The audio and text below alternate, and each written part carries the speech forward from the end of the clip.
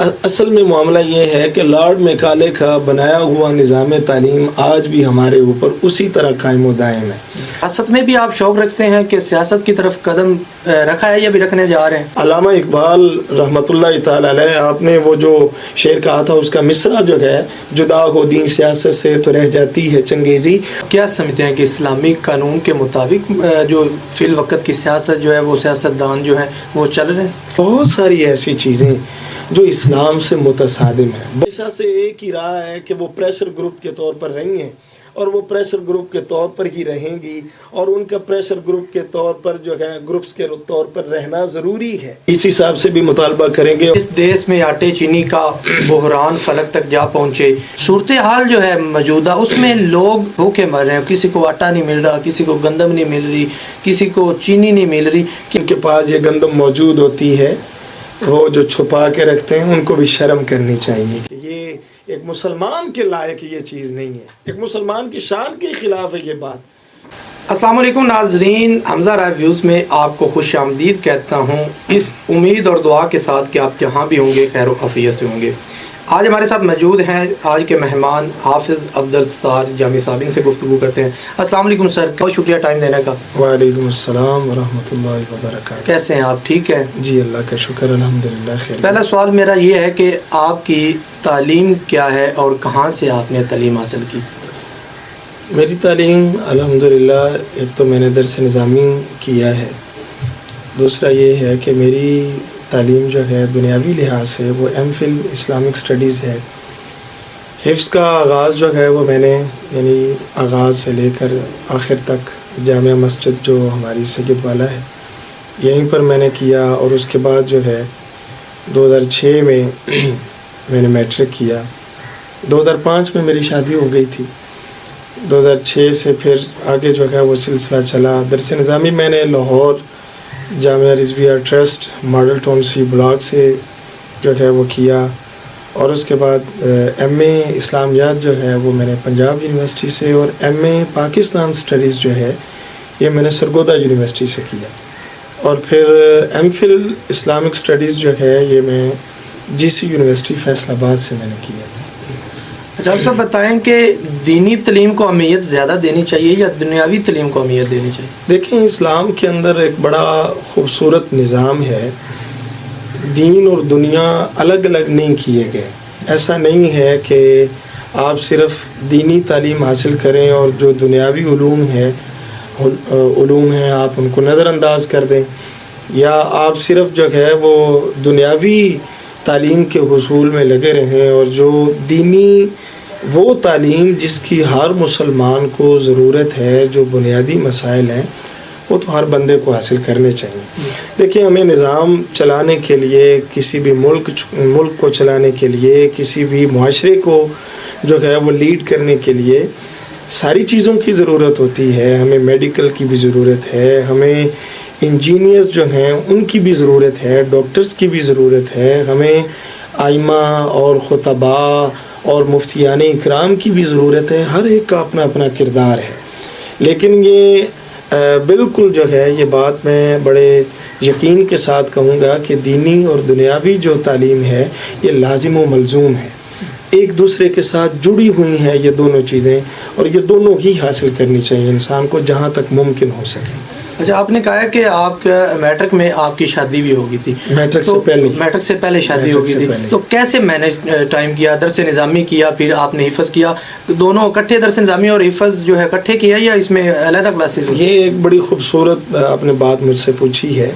بہت سارے لوگ یہ کہتے ہیں کہ جب شادی ہو جاتی ہے تو پڑھنا جو ہے نا وہ بڑا مشکل ہو جاتا ہے اور بہت جو ہے نا وہ مسائل آتے ہیں، لیکن جب آپ ایک سوچ بناتے ہیں، آپ ایک نظریہ اپنا جو ہے وہ اس پر چلتے ہیں، تو میں جب اپنا شادی ہو گئی تو میٹرک میں نے بعد میں کیا، تو میرے ذہن میں اس وقت ہی اللہ کی طرف سے ایک مہربانی تھی کہ میرے ذہن میں ایک ٹارگٹ تھا کہ میں نے یہ اچیو کرنا ہے، اور اس زمانے میں میرے ذہن میں ٹارگٹ یہ تھا کہ میں نے پی ایچ ڈی کرنی ہے۔ یہ بڑی حیران کن بات ہے، تو اس وقت تو ان چیزوں کا ابھی نہیں پتہ تھا، ابھی تو میٹرک بھی نہیں کیا تھا، تو میرے ذہن میں اس وقت یہ بات تھی کہ یار جو ہے میں نے بھی وہ کرنا ہے، مطلب ایک اس وقت جو ہے یہ ایک ذہن بنا، اور الحمدللہ میں نے مینج کیا۔ میں نے، اللہ کا فضل ہے کہ درس نظامی بھی میں نے شادی کے بعد جو ہے مکمل کیا، اور اس کے ساتھ ساتھ جو ہے یہ باقی جو دوسری تعلیم ہے میٹرک اور ایف اے، اور پھر میرا جو بیچلر ہے وہ لائبریری سائنس میں ہے. پھر میں نے جو ہے ایم اے پنجاب یونیورسٹی سے کیا اور اچھے نمبروں کے ساتھ الحمدللہ میں نے پاس کیا. آج کے جو لوگ ہیں ان کا زیادہ تعلیم کا رجحان جو ہے وہ دنیاوی تعلیم کی طرف ہے، دینی تعلیم کو کیوں نہیں جوائن کر رہے؟ اصل میں معاملہ یہ ہے کہ لارڈ میکالے کا بنایا ہوا نظام تعلیم آج بھی ہمارے اوپر اسی طرح قائم و دائم ہے. اس میں چینج نہیں آیا صحیح معنوں میں جس طرح سے چینج آنا چاہیے تھا. ہمارا نظام تعلیم باشعور ہونے کی بجائے، یعنی کہ باشعور بھی کرتا ہے اس میں شک نہیں ہے، لیکن نوکریوں پر جو ہے وہ زیادہ توجہ ہے. ہم تعلیم حاصل کرتے ہیں اس مقصد کے لیے کہ اس شعبے میں جائیں گے تو فلاں جاب جو ہے وہ ہمیں مل جائے گی، حالانکہ تعلیم کا یہ کوئی خاص مقصد نہیں ہے. اور ہمارے نظام تعلیم کی یہی سب سے بڑی جو ہے وہ خامی ہے کہ اسکالرز پیدا کرنے کی بجائے یا ایک بہترین افراد کی جماعت جو ہے وہ تیار کرنے کی بجائے یا ایک جماعت تیار کرنے کی بجائے ہمارا جو رجحان ہے وہ صرف نوکریوں کی طرف اور ایک مخصوص جو ہے وہ ہمارا ٹارگٹ ہے. ایسے تو ظاہر ہے کہ وہ نظام تعلیم کے نہ مقاصد پورے ہو سکتے ہیں، نہ جو رضائے الہی سب سے بڑا مقصد ہے نظام تعلیم کا یا تعلیم کا کہ اللہ کا قرب حاصل کرنا، اللہ کے قریب ہونا، اللہ کی محبت حاصل کرنا اور معرفت خداوندی حاصل ہونا. ظاہر ہے کہ جب یہ چیزیں نہیں ہوں گی تو پھر تعلیم کا وہ خاص مقصد جو ہے وہ نہیں رہ جاتا. ملازمت تو ہوگی لیکن جو خاص مقصد ہے وہ حاصل نہیں ہو سکتا. اچھا آپ بتائیں کہ کیونکہ آپ ایک دینی علماء ہیں، حافظ قرآن ہیں، تو سیاست میں بھی آپ شوق رکھتے ہیں کہ سیاست کی طرف قدم رکھا ہے یا بھی رکھنے جا رہے ہیں؟ نہیں، ایسا نہ کوئی خیال ہے، نہ سوچا ہے، نہ ایسی کوئی سوچ ہے. اس کی وجہ یہ ہے اگر آپ ایک نظریے سے دیکھیں گے تو ہر پاکستانی کو سیاست میں باشعور ہونا چاہیے، لیکن ہمارے ہاں جو نظام سیاست ہے، جو ہمارے ملک کے اندر نظام چل رہا ہے، اس میں تو سیاست ایک گالی بنا دی گئی ہے. اچھا بھلا آدمی، ایک شریف النفس آدمی سیاست میں آ بھی جائے تو اس کو آپ جانتے ہیں کہ کیا اس کے ساتھ جو ہے وہ حالات ہوتے ہیں. تو اس لیے یہ تو کوئی دلچسپی ہے ہی نہیں.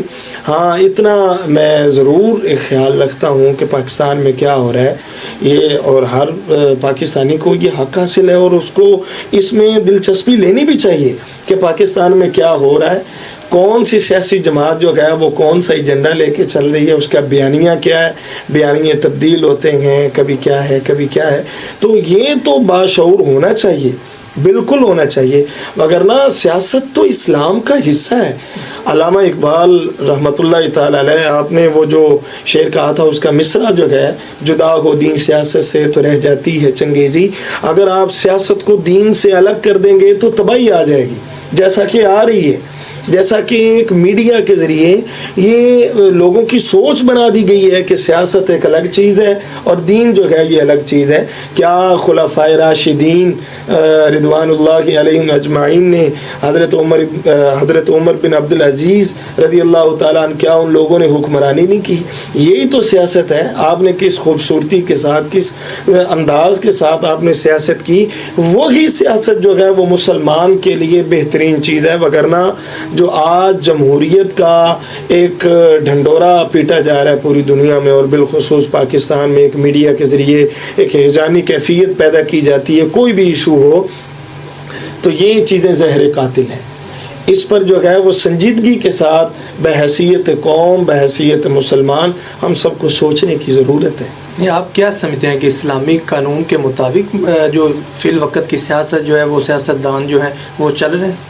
نہیں، دیکھیں قانون تو پاکستان کے آئین میں تو یہ بات لکھی ہوئی ہے کہ 1973 کے آئین کے مطابق یہ جو چل رہا ہے سلسلہ یہ اسی کے مطابق چل رہا ہے. بہت ساری ایسی چیزیں جو اسلام سے متصادم ہیں، بہت سارے ایسے بلز پیش کیے جاتے ہیں پارلیمنٹ میں جو اسلام سے متصادم ہوتے ہیں. جماعتوں کا مستقبل کیا دیکھتے ہیں؟ مذہبی جماعتوں کا ہمیشہ سے ایک ہی رہا ہے کہ وہ پریشر گروپ کے طور پر رہی ہیں اور وہ پریشر گروپ کے طور پر ہی رہیں گی، اور ان کا پریشر گروپ کے طور پر جو ہے گروپس کے طور پر رہنا ضروری ہے.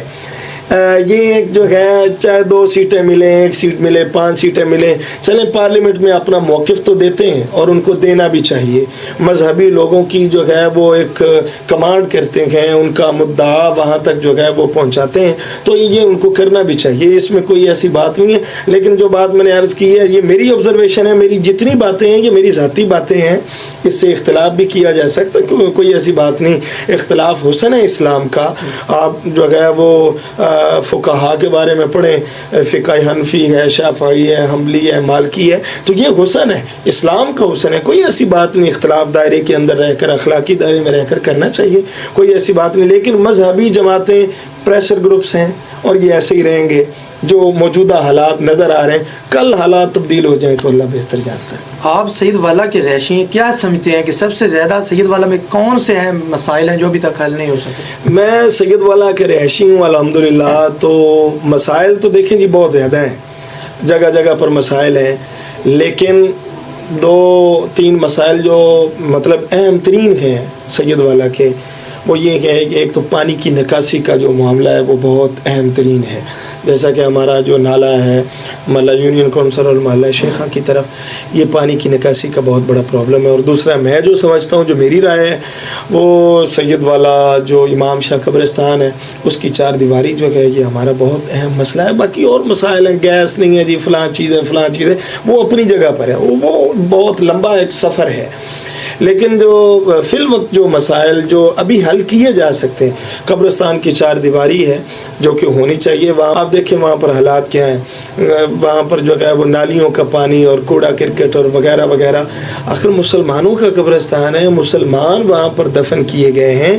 مسلمان کا جس طرح زندہ کا ایک احترام ہے، اسی طرح اس کے فوت ہو جانے کے بعد اس کی قبر کا احترام بھی اسلام کے اندر باقی رکھا گیا ہے. اس حساب سے بھی مطالبہ کریں گے، اور جو جن کے اختیار میں یہ چیزیں ہیں ان سے یہ مطالبہ بھی کریں گے، ریکویسٹ بھی کریں گے کہ خدا را یہ مسلمانوں کا قبرستان آپ ذرا آ کر دیکھیں کہ یہاں پر حالات کیا ہیں. کم از کم 4 دیواری اتنی ہو جانی چاہیے کہ وہاں پر کوئی گدھے کوئی جانور وغیرہ جو ہیں وہ داخل نہ ہو سکے. سویڈن میں قرآن پاک کی بے حرمتی کی کوشش کی گئی، اس حوالے سے آپ کیا کہنا چاہیں؟ دیکھیں، سویڈن میں جو قرآن پاک جلایا گیا ہے انہوں نے ہمارے دل جلائے ہیں.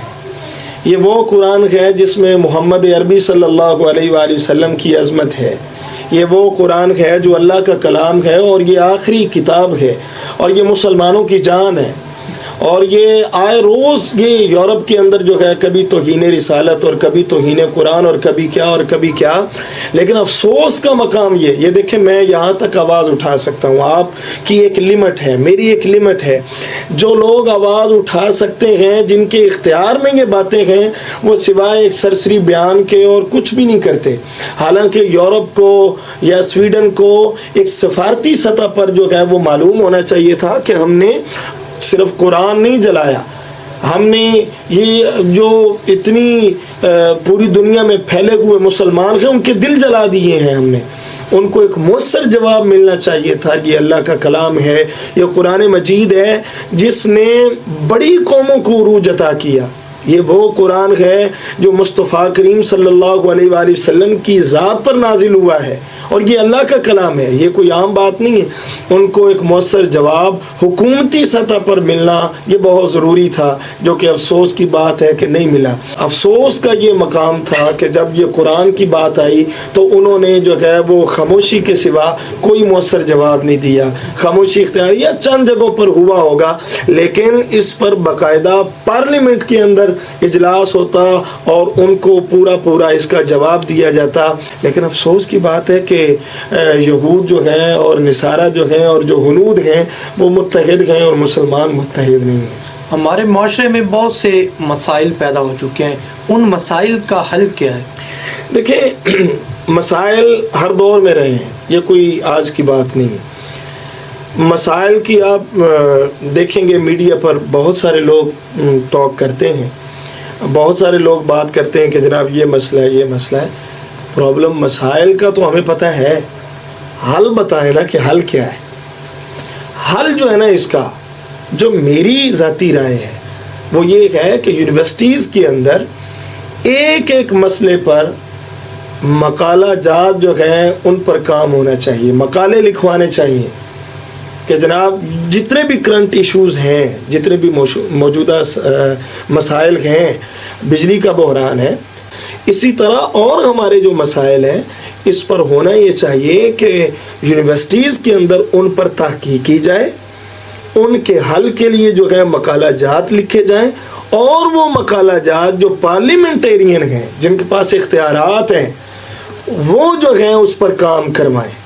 ان کو چاہیے کہ وہ اس پر کام کریں اور اس کو پڑھیں۔ اور پاکستان کے مسائل 2-4 دن میں حل نہیں ہو سکتے، بہت ٹائم لگے گا ان کو، لیکن جو منصوبے ہیں وہ ایسے سٹارٹ کیے جانے چاہیے جو دیر پا ہوں، اگرچہ ان پر 2-4 سال 5 سال لگیں، لیکن آنے والی نسلیں کم از کم جو ہیں جن مسائل سے آج کا نوجوان اور آج کے لوگ گزر رہے ہیں، آنے والے نوجوان جو ہیں، آنے والی نسلیں ان مسائل سے بچ سکیں۔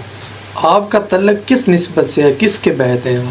بیت جو ہے وہ الحمدللہ میری گورڑا شریف ہے، نبی کریم صلی اللہ علیہ وآلہ وسلم کی اولاد، آپ کی آل، حضور پیر میر علی شاہ صاحب رحمۃ اللہ تعالی علیہ، حجت الاسلام، امام المسلمین، آپ کی نسل سے حضور شہزادہ غوث الورا، حضور قبلہ عالم پیر سید شاہ عبد الحق گیلانی رحمۃ اللہ تعالی علیہ، میں آپ کی بیعت ہوں، اور الحمدللہ میں کافی عرصہ پہلے آپ کے جو ہے وہ بیعت ہوا، اور آپ کے بیعت ہونے کے ساتھ ساتھ میری ایک خاص عقیدت جو ہے وہ پیر سید محمد رضا شاہ صاحب ہمدانی قادری، آپ کے ساتھ جو ہے وہ ایک عقیدت ہے، خاص پیار ہے، ایک خاص محبت ہے، اور وہ بھی بڑی محبت فرماتے ہیں، آپ بھی بڑی محبت کرتے ہیں۔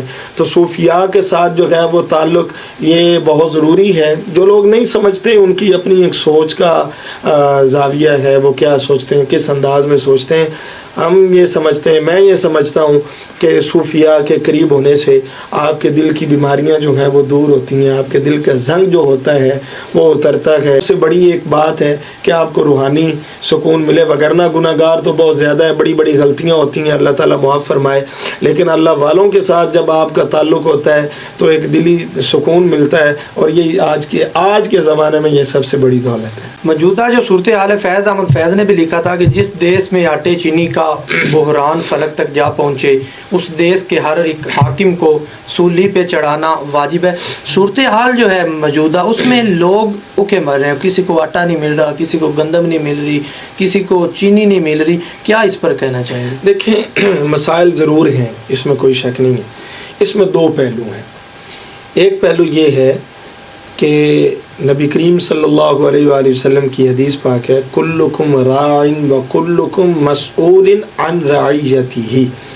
حضور نے فرمایا تم میں سے ہر بندہ نگہبان ہے، اور اس سے قیامت کے دن اس کی رعیت کے بارے میں سوال کیا جائے گا۔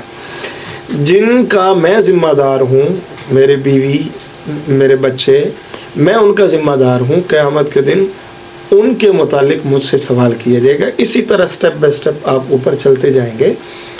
وزیر اعظم، وزیر کا معنی کیا ہوتا؟ بوجھ اٹھانے والا، اور وزیر اعظم کا معنی کیا ہوا؟ بہت بوجھ اٹھانے والا، سب سے بڑا بوجھ اٹھانے والا۔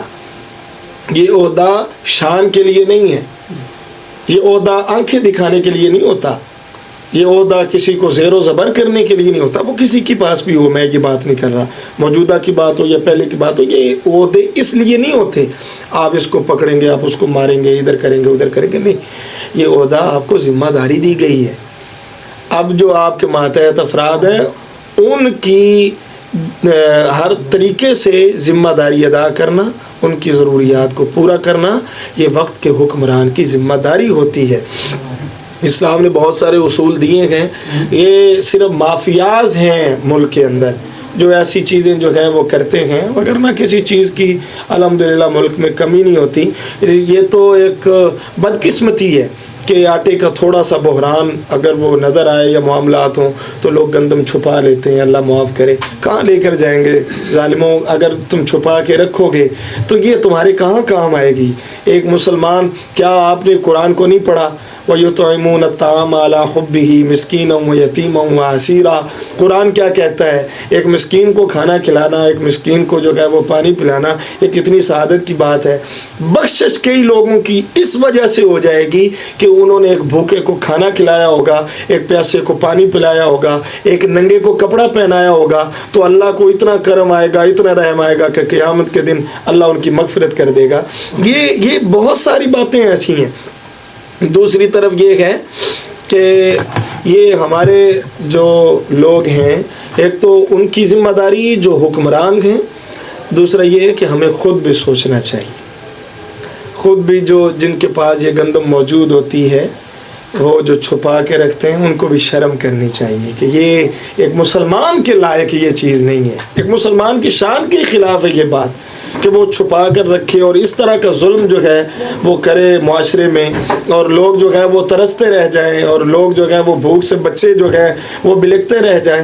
یہ تو ایک بہت بڑی سنگ دلی ہے، اور یہ بہت بڑی فرعونیت ہے کہ لوگ جو ہیں وہ بھوک اور پیاس میں ہوں، اور چند پیسوں کی خاطر کہ ریٹ بڑھے گا تو میں مزید جو ہے وہ بلیک میں اس کو جو ہے وہ بیچوں گا. یہ زیادتی اور سراسر ظلم ہے، یہ نہیں ہونا چاہیے. آپ نے کہا کہ جو گندم کے انویسٹر ہیں جنہوں نے گندم چھپا کے رکھی ہوئی ہے، ان کو شرم آنی چاہیے. اگر ان کو شرم نہ آئے تو پھر کیا ہوگا؟ شرم نہ آئے تو ان کو سخت سے سخت سزا دی جانی چاہیے. اس میں کوئی دوسری رائے نہیں. بالکل اس قانون حرکت میں آنا چاہیے، اور قانون حرکت میں آئے تو ان کا پورا کلا کما کیا جانا چاہیے. جہاں سے یہ برآمد ہو، پھر جو ہے حکومت اپنی کسٹڈی میں لے اور لوگوں کی ضروریات جو ہے وہ پوری کرے، اور اس کو سزا ملنی چاہیے جس نے جان بوجھ کر، ہاں اس میں یہ ضرور ہے، جان بوجھ کر جس نے ایسا کیا تھا اس کے ساتھ جو ہے وہ بالکل قانون کے مطابق جو ہے وہ اس کو سزا ملنی چاہیے. لیکن آپ کیا سمجھتے ہیں کہ حکومت جو ہے اس پر ایکشن لے گی؟ دیکھیں، حکومت کس کس پر ایکشن لے گی اور کس کس پر نہیں لے گی.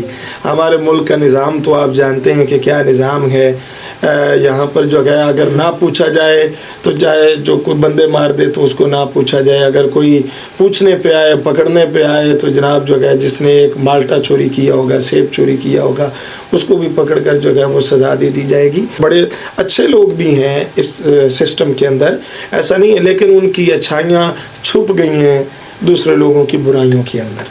پی ٹی آئی کو پسند کرتے ہیں یا پی ایم ایل این جو نیو پارٹی بنی ہے، 10-12 جماعتیں مکس ہیں، ان کو آپ پسند کرنا چاہیں؟